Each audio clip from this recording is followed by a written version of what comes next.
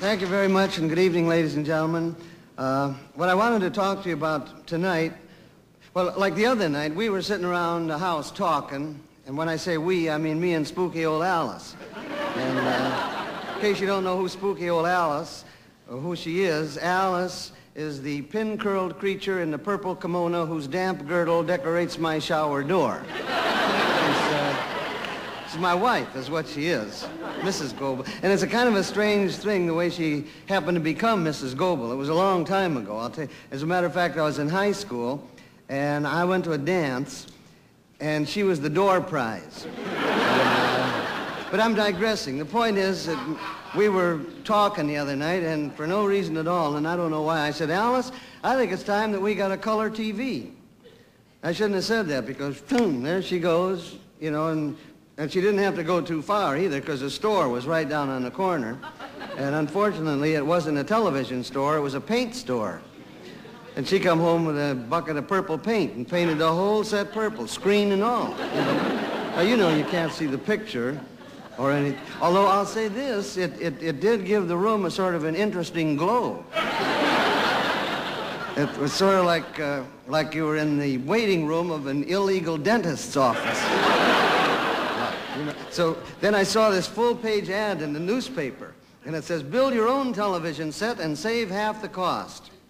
I'm down there on a dead run. And I had some misgivings on the way down, because I'm not too mechanical inclined, really. I mean, sometimes I get inclined, but not mechanical. Last night I was in... Anyway, the thing is... No, I get down there, but it was all cleared up, and I felt better when I got my free, easy-to-follow, simplified, illustrated 850-page booklet. And the first 600 pages was devoted to telling you how simple it was to build this thing. It said, building a television set is no more difficult than building a refrigerator. But anyway, now I get the parts. And I put the whole thing together, and it worked perfect. I mean, not perfect at first. I mean, it worked, but the television set, but the picture was dim. But it was a little dim.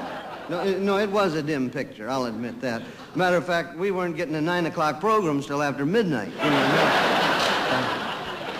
but anyway, I fixed it. And actually, it just needed a few minor adjustments, is what it was. And while making the minor adjustments, you know, and I had all the equipment, too. You know, what you got to do if you build your own television set, for openers, you got to have a screwdriver and a pair of pliers and a pair of gym shoes. And a bottle of whiskey will help a little. But I mean, now I'm making this adjustment. Now it gets to right down to the fine line there. And while I'm doing this thing, I inadvertently crossed a wire and which burned out a condenser, which in turn blew up the picture tube, melted the screen, and bent my antenna. And I was worried about that because I was afraid I'd have to go all through life with a bent antenna. But anyway, no, then I get the thing cranked up. Oh, I get it going good. And you know what I like about my set is the simplicity and the ease of operation. You know, I mean, any 5-year-old child with just average intelligence and any practical and theoretical knowledge of physics and electronics can operate this thing because it's only got 4 controls. Of course, each control has got 4 controls, but that doesn't mean too much because there's one control there that I used to control with all the time. And I'd sit there like a nut, you know, I'd control, and that's all I do. I'd be a controller, and that's the only control I ever controlled with. Yeah. And I like that one the best because it never bothered the sound or the picture. Control, but we took that one off. We decided, or I say we decided, we didn't decide ourselves. The police made us take it off. No. See, we found out it was operating the stop and go lights over on the corner. But anyway, I think what I better do, my time...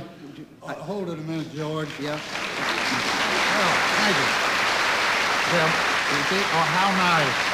See, Doug, wasn't that nice? I think it was just great. You liked it, too? But I was just going to leave because I figured, you know, that my time was about up. I kind of ramble on, and I just thought I'd sort of hightail it now. See? Hightail it?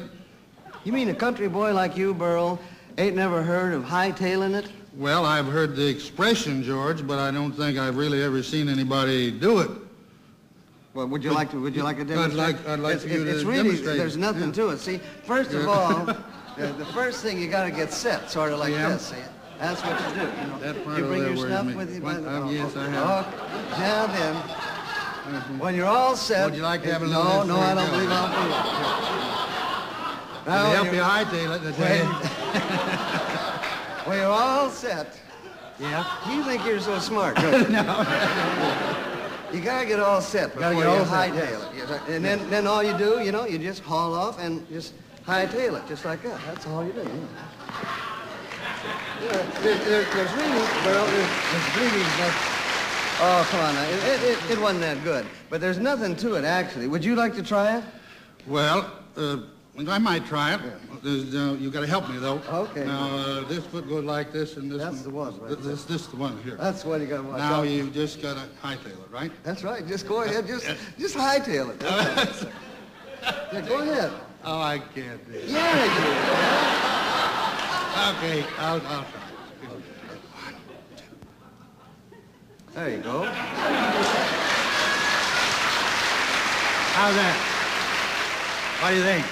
Burl, you're my friend and all that, but I think maybe you just better low-tail it. Well, I think gravity is working against me. You see, I got a higher launching pad than you have. I noticed that, yeah. But I got a surprise for you, George. I want you to come on down here. I'm going to show you something. Okay. Mm-hmm. Oh, Burl. You know what? You shouldn't have done it. Real, honest-to-goodness apple boxes. Yeah, I thought that you might enjoy a little apple box setting. Burl, I'm going to tell you, they can have their stools and their rocking chairs, but when it comes to real good setting, there ain't no setting like apple box setting. Yeah, I'm an old apple box setter myself from way back. Yeah, well, that's probably why you can't hightail it, Burl. You know, it's a funny thing when it comes to setting. You know, there just ain't no box like an apple box. Like, True. Did you ever try a peach box? Just Burl? yes, the peach box I tried just once, but didn't like it. It was too fuzzy. Yeah. Yeah, I know what you mean. It tickled. Yeah.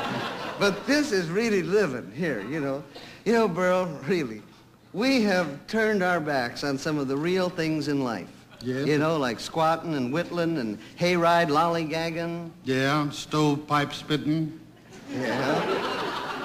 That's as good as hot stove spit, no? Yeah. You know, Just a little higher there. you know what, Burl? Sitting here like this reminds me of my Uncle Byron. You know what Uncle Byron used to do? Uncle Byron used to do? He used to come to our house and he'd sit around all day long on an apple box. He did. Never got up from that apple box, and along toward evening there, when he would leave, I can still see Uncle Byron walking down the path with the word wine sap printed backwards across the seat of his breeches. And you know, George, when a couple of fellas get together on a couple of apple boxes, there ain't nothing better than some out loud two people singing. Yeah, well, Burl, I'm telling you, you got my tonsils a-twitching right now. Let's just give it a do, okay? In the summertime, when all the trees and leaves are green, and the birds sing, I'll be there. You don't want my love. Some other time, that's what you say when I want you. Then you laugh at me and make me cry, 'cause you don't want my love. He don't seem to care a thing about me. Rather live without me than to have my arms around you when the nights are cold and you're so all alone. In the summertime, when all the leaves are green, and the birds sing, I'll be there. You don't want my love. I'll go back to that bridge part. Keep going. Now, I'll sing that part in the middle. I know. And then when we get to the other part, you know, back to the summertime music. Because I know you. That's the part I know. When you get to a part you know, you turn the bear loose, too. I know. No, that's not the part we want.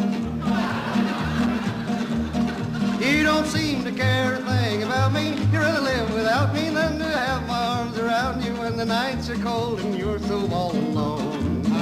In the summertime, when all the leaves are green and the redbird sings, I'll be blue. 'Cause you don't want my love. 'Cause you don't want my love. 'Cause you don't want my love.